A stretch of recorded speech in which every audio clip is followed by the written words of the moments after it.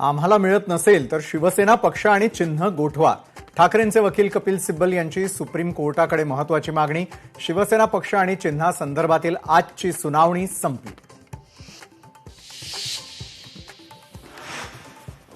अखेर मुंबईच्या महापौर रितू तावडेंकडून 38व्या दिवशी जुहू बीचची पाहणी. लोकशाही मराठीच्या बातमीनंतर रितू तावडेंनी घेतला जुहू बीचवरील कचरा समस्येचा आढावा.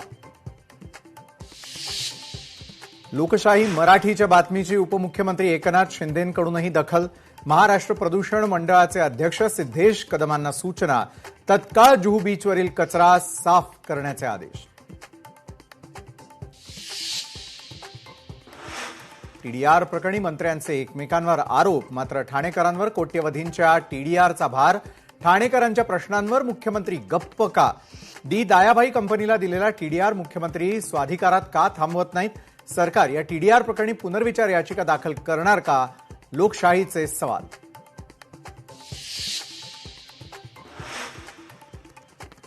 मुंबई महापौरांच्या प्रसिद्धीसाठी 25 लाख रुपयांच्या खर्च प्रस्तावित. बातमीचं महापौर रितू तावडेंकडूनच खंडन. या प्रकरणामध्ये जनसंपर्क विभागाच्या तानाजी कांबळेंची कसून चौकशी व्हावी, महापौरांची मागणी.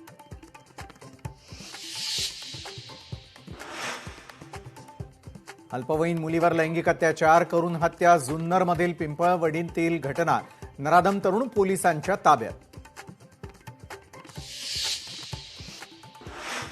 मराठी सक्तीची अंमलबजावणी उद्यापासून सुरू होणार. मगरुरी करणाऱ्या रिक्षा चालकांवर कारवाई होणारच. मंत्री प्रताप सरनाईक यांचा इशारा.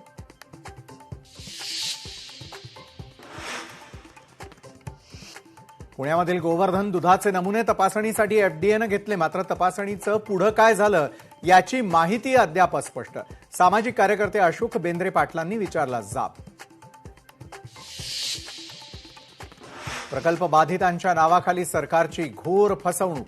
कोट्यवधींच्या घोटाळ्याची माहिती लोकशाही मराठीच्या हाती. मुंबई अहमदाबाद हायस्पीड रेल्वेच्या कामात अधिकाऱ्यांचा गैरव्यवहार.